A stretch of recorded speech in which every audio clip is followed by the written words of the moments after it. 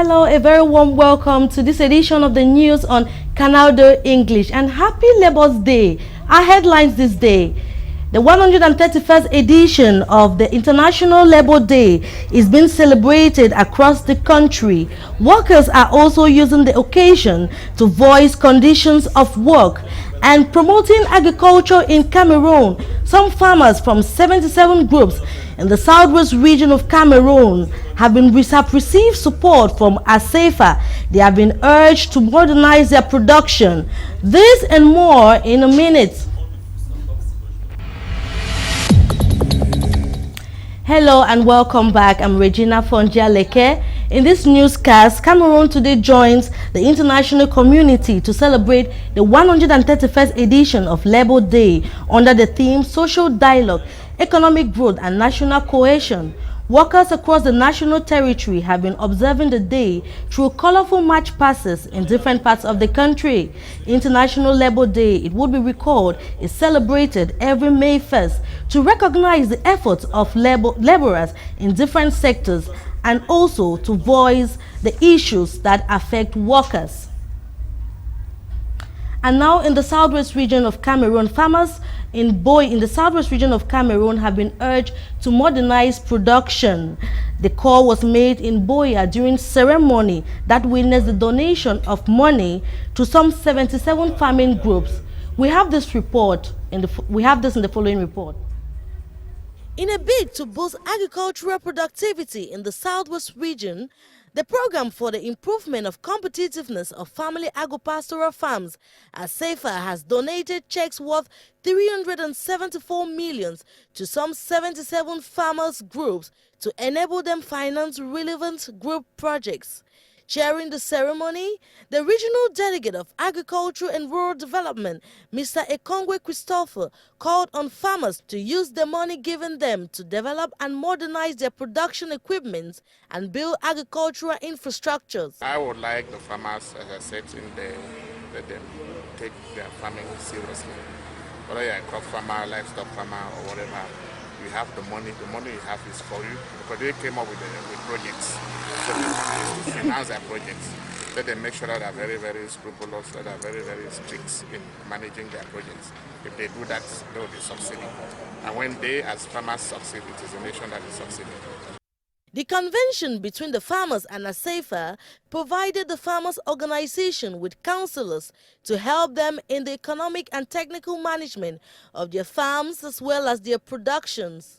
This convention we signed with the farmers is, first of all, it's an achievement for almost 2 or 3 years of working with those farmers, because those farmers, they ask for advisors, and we signed convention to make advisors at their own disposal. Those advisors work with them, try to identify their difficulties, try to help them technically and to elaborate their project. After the elaboration of this project, they submitted their project at the divisional technical unit, who instructed those projects and submitted the project to the divisional commission selection. The major projects financed so far have been in the production of cocoa and pigs. The money provided the farmers' organizations will enable them carry out other significant projects in agropastoral and fishery subsectors. The Minister of Housing and Urban Development, Jean Boichu, has called on workers to accelerate work on the construction of 100 low-cost housings in Boya. He made the call over the weekend during a working visit in Boya. We have details in the following report. On instructions of the Prime Minister, the Ministers of Housing and Urban Development and the Minister of Housing and Surveys, Land Tenure and State Property, accompanied by the Secretary of State in charge of housing, on a one-day walking visit to the Southwest region, visited the low-cost housing sites in Munya, in Boya, and at the Middle Farms in Limbe. The project in Boya for the construction of 100 low-cost houses is estimated to be at 25% progress rate. It should be noted that this project falls in line with President Paul Biya's 3 years emergency development plan aimed at boosting economic growth and youth employment. The Minister of Housing and Urban Development called on the contractors in Boya to accelerate work on the site so that houses can be ready by December 2017. and we have to give felicitation to our governor and governor delegate of Limbe to this implementation and what they have done in the field. We have to say another word is that we have to be patient and to have a very good look of what the government is doing. While in Limbe, the minister expressed satisfaction for the quality of work done on the 50 low-cost houses. The minister congratulated the local administrative authorities for effortlessly ensuring the progress of work on the sites and called on the mayor of Boya and the government delegate to Limbe City Council to judiciously take care of the infrastructures in their municipalities, for it is a sign of government's determination to develop the region. And now there has been some addition in the media landscape. There is a new newspaper in town. It's called the Cameroon Business Today and is the fourth publication of the Cameroon News and Publishing Corporation, known by its French acronym SOPECAM. This newspaper, which is 30 pages, is divided into 32 slots, will provide economic content in Cameroon. Lorian Gamini. The Cameroon media landscape has been enriched with a new publication, Cameroon Business Today. According to Marie-Claire Nana, Cameroon Business Today will produce and analyze economic information of Cameroon. This will be the fourth paper put into the newsstand by the publication of the Cameroon News and Publishing Corporation, SOPECAM. The launching ceremony of the fourth publication witnessed, among other dignities, the chairman of the board of directors, Joseph Lee Anderson. That we came to present here in Douala is one of our new object and objective. We want to show that in SOPECAM there are new things that are happening. We have new products. So Cameroon Business Today is aimed to accompany all the economic operators to show what they are doing, to show what they can do, to show what they have. This will be a weekly publication of 32 pages divided into 30 slots. The launching ceremony was graced by the Cameroon's Minister of Communication and official spokesman of the government, Issa Chiroma Bakari. And on to this little mysterious story. A man whose identity is yet to be disclosed has been discovered dead in the forest of Sang-Malema. He was found dead. The incident happened in a small village called Minkogo. Family members say the 38-year-old man has joined the Pentecostal church, which they claim cost his life. We have this detail with Ndi Morin. Panic, consternation and the fear of the unknown is still visible in Minkongo, a small village in Sang-Milima. The discovery of the lifeless body of a 38-year-old man has left inhabitants in shock. Many continue to question the circumstances surrounding his death, which some have described as mystical. The 38-year-old man is a teacher at the lone technical school in the village. His neighbors claim the young teacher had joined a Pentecostal church, and ever since then, his attitude changed completely. And suddenly, he became mentally unbalanced. He was a good man. He used to stroll around the neighborhood. He used to teach at the government technical school. I would say he lost his brains. We used to call him teacher. We got the order and we thought a dog had died. But we discovered the contrary. Family members are still in shock. They are yet to trace the cause of his death, but disclosed his attitude had changed of recent.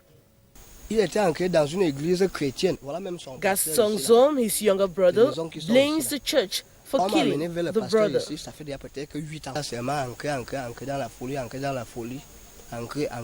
The state council, accompanied by other administrative authorities, were at the site to take stock of the situation.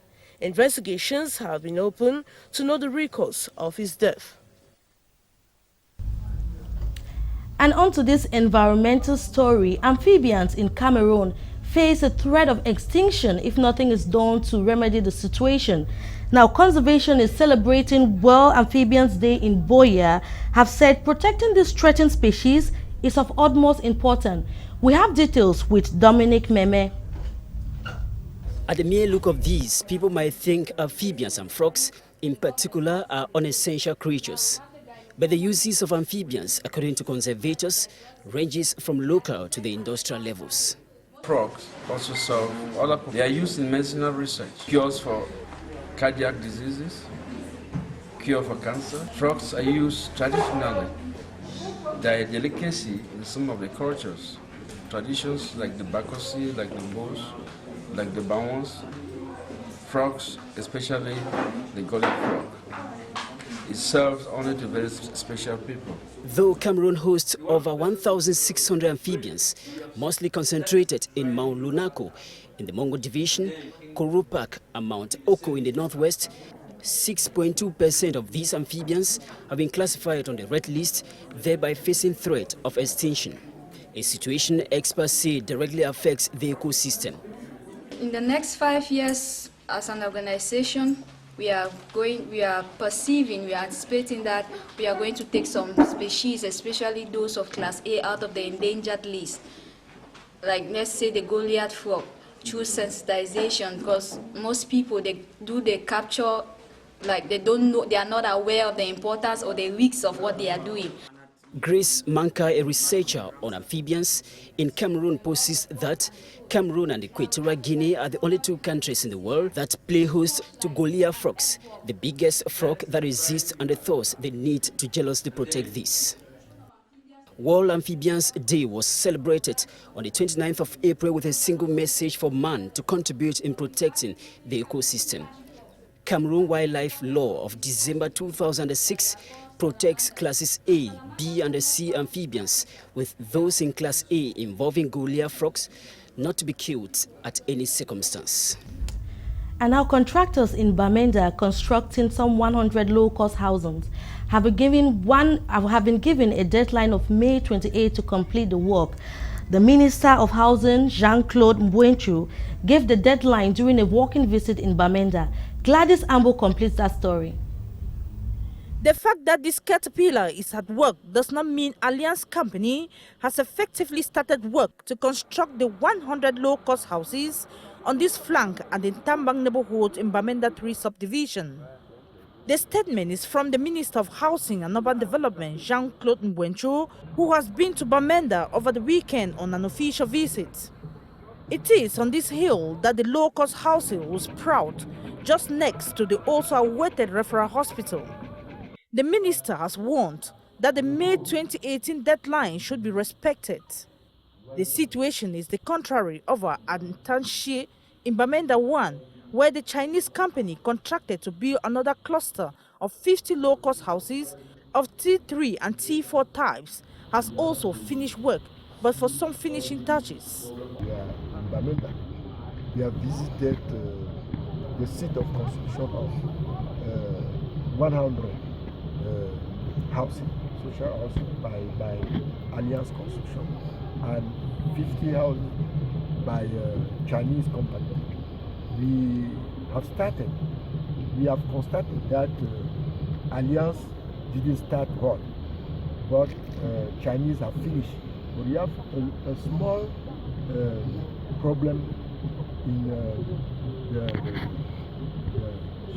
the finishing, and we have given firm instruction to do what they have to do, because we are worried that these houses must be used.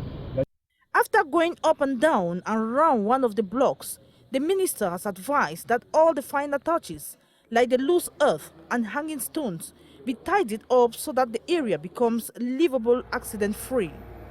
Accompanied by his counterpart of state property, surveys and land tenure, Jacqueline Kong Abesike, and the Secretary of State for Housing and Urban Development, Marie-Rose Dibong, went to hold a working session in the governor's conference hall, during which he regretted that the recurrent ghost towns and school boycott in this part of the country were not helping its development.